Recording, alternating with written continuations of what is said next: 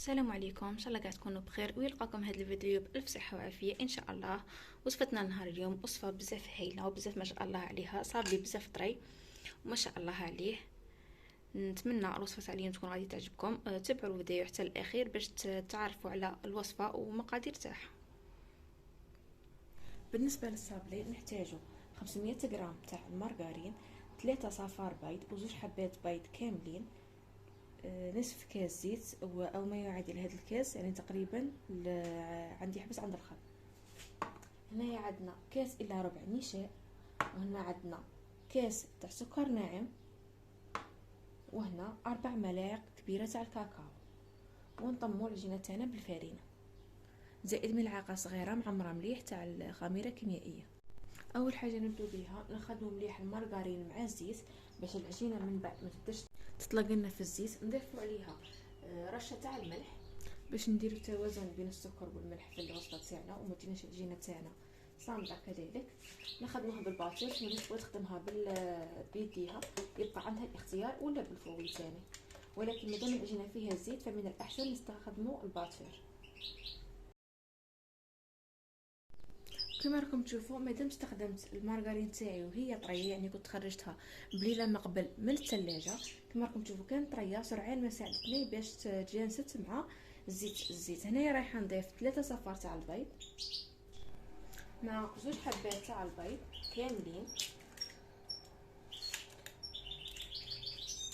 بالنسبه للمكونات كيف لكم صندوق الوصف، المكونات 250 غرام تاع المارغرين، ولا بالك 125 غرام تاع المارغرين. نضيفوا عليهم كاس تاع السكر ناعم، ونكملوا نخلطوا ثاني بالضرب الكهربائي حتى نحصلوا على كريمه تكون خفيفه. بعد هنا رايحين نصفوا المايزينا والكاكاو ونضيفوهم للخليط تاعنا.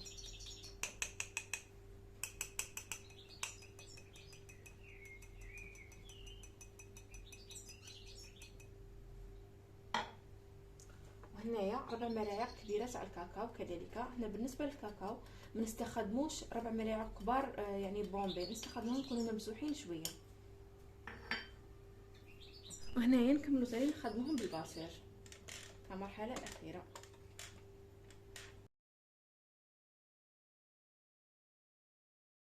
بعد ما نخلطوا مليح هذاك الكاكاو مع المايزينا ونحصلوا على هذه الكريمه كما راكم تلاحظوا، رايحين نضيفوا جوج كيسان تاع الفرينه كمرحله اولى فقط. بعد نزيدوا الفرينه تتلم لنا العجينه مليح.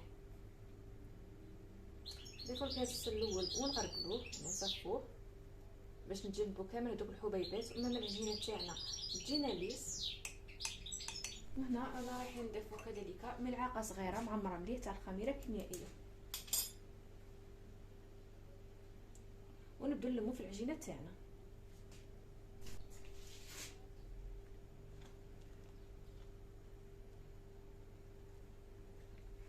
كما قلنا ديجا نلمو دائما العجينه تاع الصابلي غير باطراف الاصابع، ما نعجنوش العجينه تاع الصابلي. العجينه طريه وهشيشه وما شاء الله عليها، خصوصا هاد الوصفه تاع هاد الصابلي تجينا بزاف هشيشه، جينا الصابلي تاعنا مبسس يعني بزاف طري، ما تحطوه في فمكم يذوب في الفم.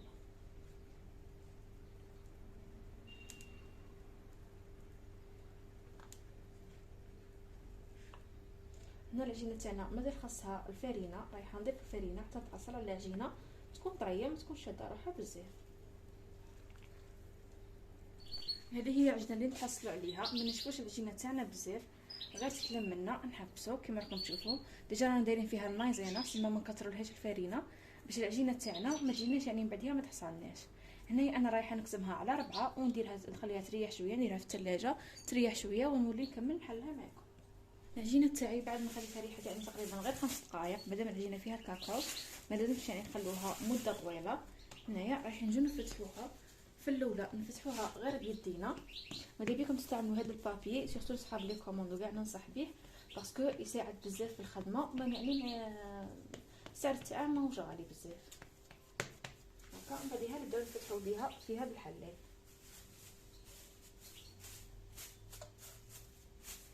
السمك تاعها ما نرقوهش بزاف. نحل العجينه تاعنا بهذا السمك كما راكم تشوفوا.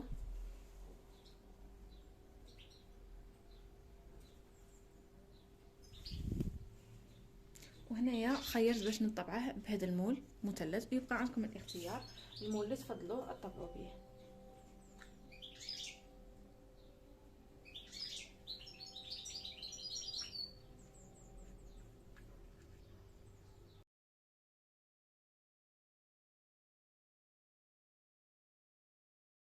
كما راكم تشوفوا هذا البلاستيك يعني بزاف براتيك في الخدمه. راكم تشوفوا هذه هي الحبه تاعنا، درتها بهذا السمك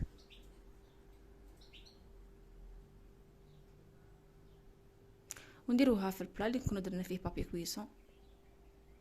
فوالا كامل الحبات اللي خدمناهم من هذيك العجينه ديجا راه باقيتنا كميه منها كما راكم تشوفوا، يعني درنا كميه ما شاء الله عليها. نكونوا سخنا الفرن تاعنا على 160 درجه حتى 180 درجه وندخلوه يطيب.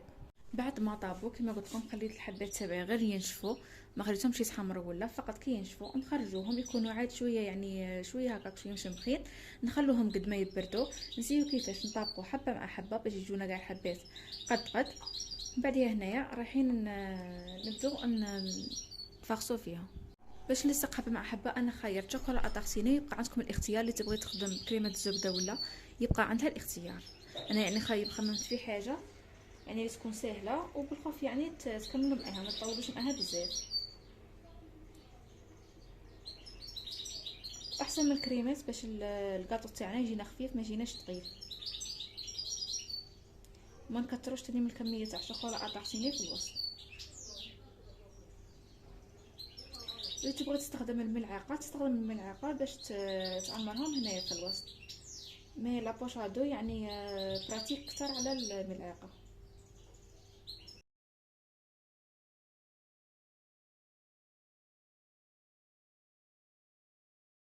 بعد ما نكملوا الحبات تاعنا نخلوهم يبردوا من بعدها نولو باش نقلاصوه. هنا الحبات تاعنا بعد ما خليناهم ينشفوا مليح كما راكم تشوفوا هكا، ها هما نشفوا لنا. دوبت 500 غرام تاع الشوكولا بالحليب، ضفت لها كميه من الزيت حتى خففت لي شويه كما راكم تشوفوا هكا، باش ما تجينيش طبقه كبيره تاع الشوكولا فوق الصابلي تاعنا، تجينا طبقه خفيفه وتخليه طري. وللتزيين رايحه نستعمل هاد لي بيبي تاع الشوكولا، تلقوهم ينباعوا في المحلات وفيهم كامل الالوان، فيهم الاصفر يعني فيهم كامل الالوان، يبقى عندكم الاختيار. انا خيرتهم في هذا اللون. دوك نشوفوا التزيين كامل مع بعض. نبداو بسم الله نقلاصو في الكاطو تاعنا، نديروا طبقه خفيفه كما قلت لكم فوق الصابلي تاعنا.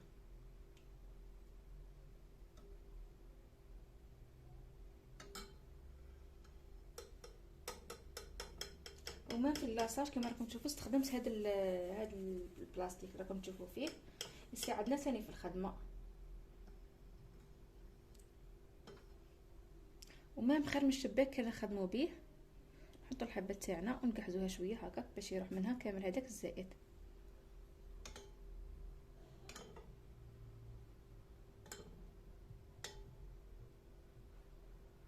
نسيو كيفاش نغطوا الحبه تاع الصابلي تاعنا مليح ونضمنوا باللي تغطات لنا من كامل النواحي.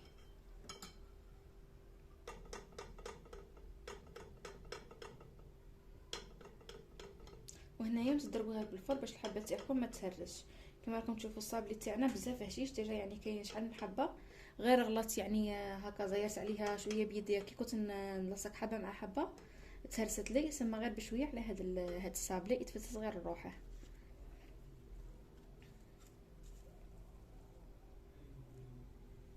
بالنسبه للتزيين هنايا الصابلي تاعي الشوكولا تاعه عاد ما نشفتش، ورايحه نزينه بهاد الاحجار هكاك.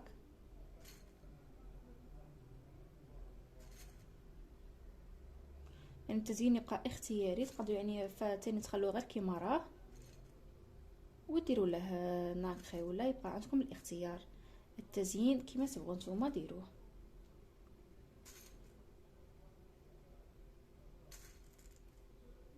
فوالا هذا هو الشكل.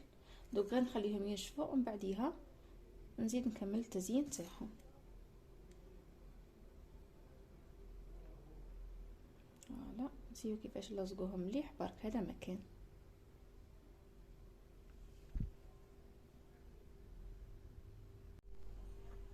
هنايا عندنا ناكخي درته مع الماء ولا مع الزيت، يبقى عندكم الاختيار. باش تضمنوا برك باش بلي ينشف لكم ديروه مع الماء، هذا مكان. ومام تقدروا تستغنوا على هاد لي طاب، يبقى عندكم الاختيار. انا هنا رايحه غير هكاك نسيي كيفاش نزين هذوك لي روش اللي درتهم.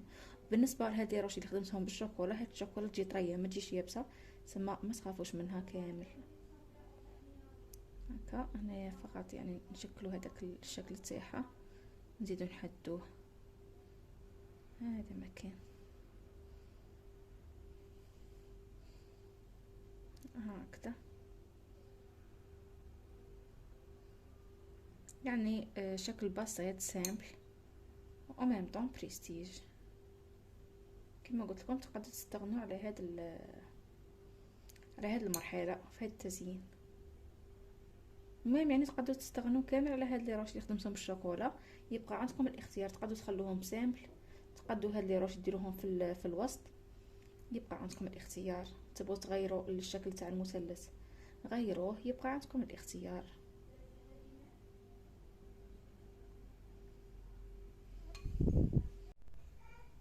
هذا هو الشكل النهائي تاع الكاطو تاعنا. كما راكم تشوفوا هنايا كاين حبات درت لهم ناكخي دوغي كما راكم تشوفوا، هذا هو التزيين تاعه. وكاين حبات خليتهم باش يبانوا لكم مليح، جاو سامبل وبزاف شابين. كما راكم تشوفوا الشكل تاعهم بزاف رقيق، بزاف ما شاء الله عليه. فوالا هذا هو الشكل تاعه، شوفوا جاتني ما شاء الله عليه. يبقى عندكم الاختيار، يعني تبغوا تبدلوا الشكل تاعه بدلوا الشكل تاعه. كاين حبات اللي ثاني غير رشيت عليهم الناكخي، ما درتهش عليهم فقط. فوالا نقسم معكم حبه باش تشوفوا كيفاش جاتنا من الداخل. فوالا هاي الحبه تاعنا اللي جبتها معكم باش نقسمها. تبغوا تقسموها بالسكين كما راكم تشوفوا، سرعه ما تنقسم معكم. فوالا الشكل تاعها من الداخل.